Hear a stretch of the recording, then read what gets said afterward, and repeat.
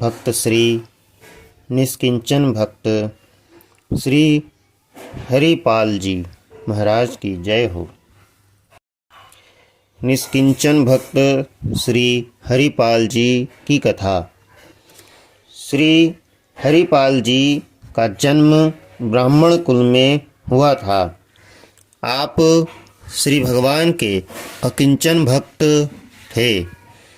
संत सेवा में आपकी बड़ी प्रीति थी। प्रतिदिन आपके यहाँ साधुओं की पंगत हुआ करती थी। धीरे धीरे जब घर का सारा धन समाप्त हो गया, तब आप बाजार से उधार ला लाकर संतों के भोजन प्रसाद की व्यवस्था करने लगे। थोड़े दिन में बाजार में भी जब हजारों रुपये का कर्ज हो गया, तो वहाँ से भी उधार मिलना बंद हो गया।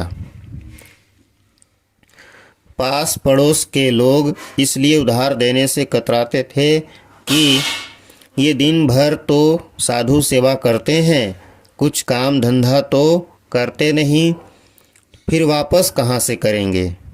संत सेवा के लिए जब कहीं से भी धन की व्यवस्था न हो सकी, तो ये अत्यंत दुखी रहने लगे।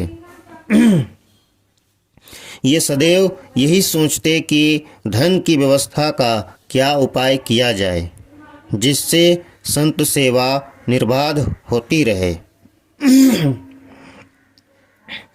इसी क्रम में ये एक बार किसी वैश्य के यहाँ चोरी करने के उद्देश्य से घुसे थे। आधी रात का समय था। अचानक खटपट होने से वैश्य की पुत्री की नींद टूट गई। उसने अपने पिता से कहा, पिताजी, लगता है घर में कोई चोर घुसा है। वैश्य ने कहा, चिंता न करो, हमारे गांव में न कोई चोर है, न कभी चोरी होती है। अगर कोई होगा भी तो हरिपाल ही होंगे। वे संत सेवा के लिए ही कुछ ले जाने आए होंगे, इसलिए तुम चुपचाप सो जा। पिता पुत्री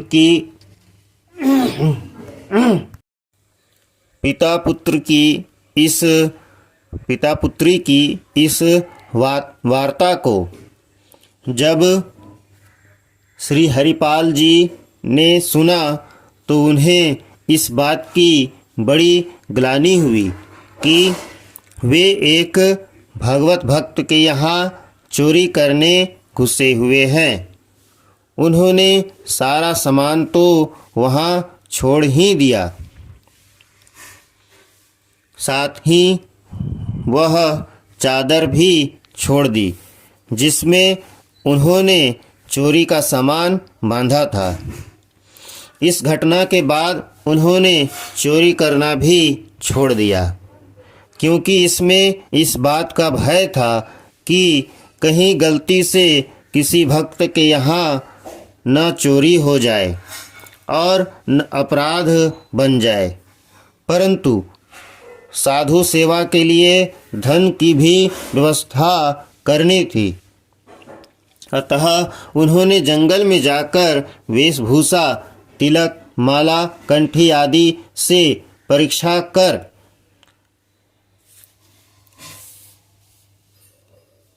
अभक्तों को लूटना शुरू किया और उसी धन से संत सेवा करते। एक दिन द्वार पर बड़ी सी संत मंडली आ पहुंची। इन्होंने पत्नी से कहा, देवी, आज हमारे बड़े भाग्य हैं जो इतने संत घर पर आए हैं। तुम इनके लिए भोजन का कुछ उपाय करो। पत्नी ने कहा, स्वामी, घर में तो एक दाना नहीं है, मैं क्या इंतजाम करूं? हरिपाल जी ने कहा, कहीं पास पड़ोस से ही कुछ मांग लाओ। पत्नी बोली, पास पड़ोस वाले कोई कुछ नहीं देते, यहाँ तक कि मुझे देखकर ही लोग द्वार बंद कर लेते हैं। अब तो भगवान ही कोई उपाय कर सकते हैं। मैं तो यही कहूँगी कि हम दोनों बैठकर भगवान से ही प्रार्थना करें, वे ही हम लोगों की सुनेंगे। पत्नी की बात सुनकर भक्त हरिपाल कुछ क्षण के लिए उदास हो गए। फिर बोले, ठीक है, तू जैसा कहती है वैसा ही करूँगा। फिर क्या था, भक्त दंपत्ति ने अत्यंत दीन भाव से भगवान की शरण ली और बोले, प्रभो, बाहर संत मंडली खड़ी है। हे दीनानाथ, अब लाज तुम्हारे ही हाथ है। इधर अपने निष्किंचन और संत सेवी भक्त हरिपाल को चिंतित जान द्वारकानाथ भगवान श्री कृष्ण व्याकुल हो गए। भक्त की चिंता ही भगवान की चिंता होती है और उसका निवारण करना भी उनका कार्य। भगवान ने तुरंत सेठ का रूप धारण किया, मूल्यवान वस्त्र आभूषण धारण किए और चलने को तैयार हुए। तो रुक्मिणी जी ने पूछा, प्रभो, आप अचानक कहाँ चल दिए और यह क्या भेष बना रखा है? भगवान ने कहा, एक भक्त के घर जा रहा था पर तुमने टोक दिया, अब कुशल नहीं दिखती। श्री रुक्मिणी जी किंचित रोष व्यक्त करते हुए बोली, आपको तो जहाँ जाना होता है अकेले ही चल देते हैं, मुझे तो पूछते तक नहीं, और जब आज मैंने पूछा तो आप कह रहे हैं कि टोक दिया। भगवान ने मुस्कुराते हुए कहा, अच्छा, आज तुम भी चलो, बड़ा भारी भक्त है, अतः खूब सज धज लो। देखो, मैंने भी खूब सुंदर वस्त्र और आभूषण, मूल्यवान आभूषण धारण कर लिए हैं। भगवान का प्रोत्साहन पाकर श्री रुक्मिणी जी ने नख से सिख तक मणि रत्न जड़ित आभूषणों से श्रृंगार किया और चलने के लिए तैयार हो गई।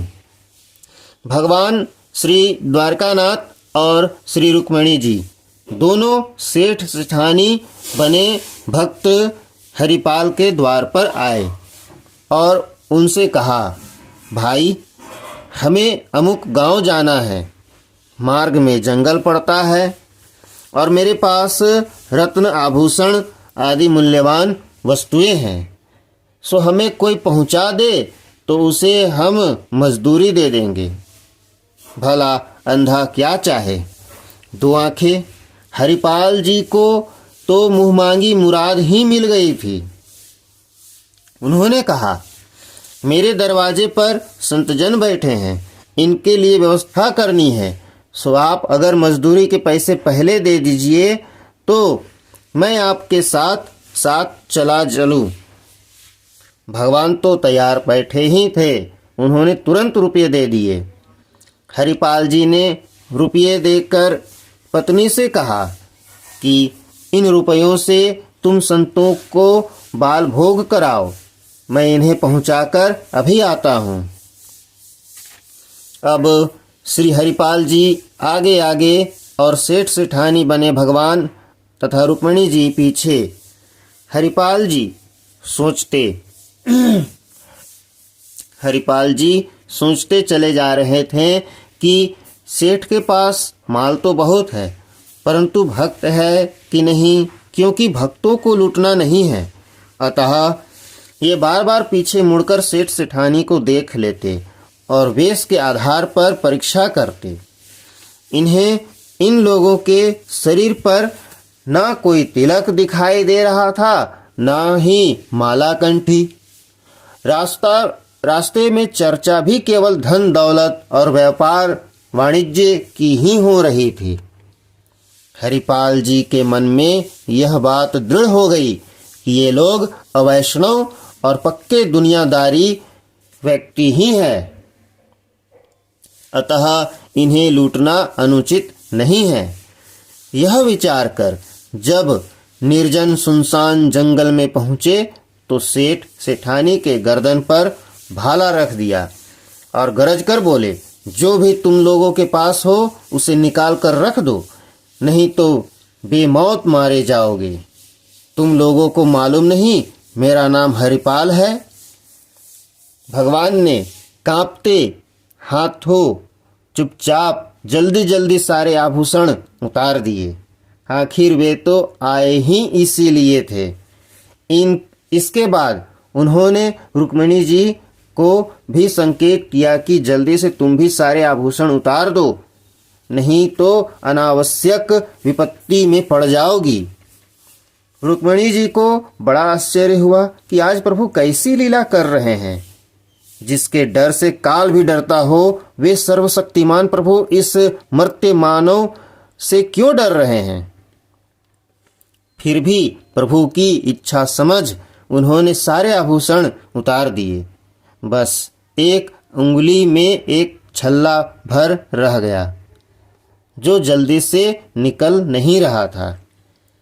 हरिपाल जी ने देखा कि सेठानी की उंगली में अभी एक छल्ला है और उससे भी संत सेवा हो सकती है, तो बड़ी निष्ठुरता पूर्वक उंगली मरोड़कर उसे भी निकाल ही लिया।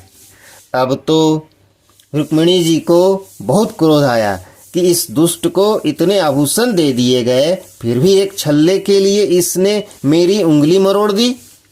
वे शाप देने को उद्यत हो गई। भगवान उनके मनोभाव को जान गए और कहीं श्री रुक्मिणी जी श्राप ही न दे दे, यह सोचकर तुरंत अपने असली रूप में प्रकट हो गए और भक्त हरिपाल को अपने वक्षस्थल से चिपटा लिया। मानो प्रभु ने इस प्रकार श्री रुक्मिणी जी को यह बता दिया हो कि इसे श्राप न दो, अन्यथा इसका श्राप भी मैं अपने सिर ही ऊपर ले लूंगा। जब हरिपाल जी को यह पता चला कि जिन सेठ सेठानी को मैंने लूट लिया है वे तो मेरे परम आराध्य ही हैं, तो उनकी दशा विचित्र हो गई। वे बार बार प्रभु के चरणों में गिरकर क्षमा याचना करते हुए प्रायश्चित करने और सारा धन वापस करने लगे। तब भगवान ने कहा, भैया यह तो मैं तुम्हारे लिए ही लाया था। तुम्हारी संत सेवा से मैं बहुत प्रसन्न हूँ। तुम तो मेरे भक्तों के मुकुटमणि भक्तराज हो। तुम किसी प्रकार की चिंता ना करो और यह सारा धन ले जाकर संतों की सेवा करो। श्री हरिपाल जी ने कहा, प्रभो यदि संतों को इस बात का पता लग जाएगा तो वे इसे स्वीकार नहीं करेंगे और मेरी जग हंसाई भी बहुत होगी कि इसने तो भगवान को ही लूट लिया। भगवान ने कहा, डरो मत, यह सब मेरी ही इच्छा से हुआ है, अतः मैं किसी से नहीं कहूँगा।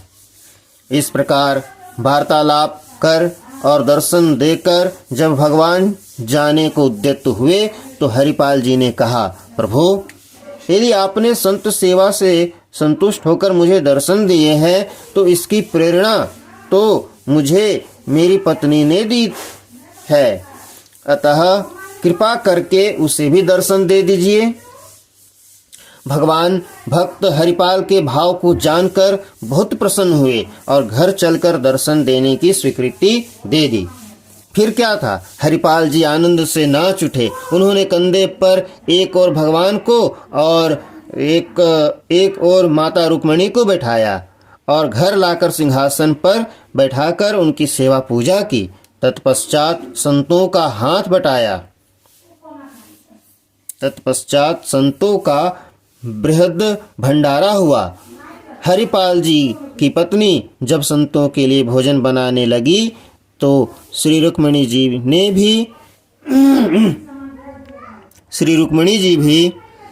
ने भी साग्रह उसमें हाथ बटाया। इसी प्रकार श्री हरिपाल जी जब परोसने लगे तो भगवान भी उनके साथ साथ जुट गए। संतों ने भक्त और भगवान की जय जयकार की और आनंद पूर्वक भंडारा संपन्न हुआ। इस प्रकार श्री भगवान अपने भक्तों से उसी प्रकार स्नेह करते हैं जैसे गोमाता अपने बछड़े से करती है। जैसे पान करते समय वत्स स्तनों पर प्रहार करता है तो भी गोमाता उसे दूध देती है, वैसे ही भक्त द्वारा दिए कष्ट को न ध्यान रखकर भगवान सिर्फ उसके भाव को ही देखते हैं। बोल निष्किंचन भक्त श्री हरिपाल जी महाराज की जय हो, जय हो। भक्त और भगवान की जय हो।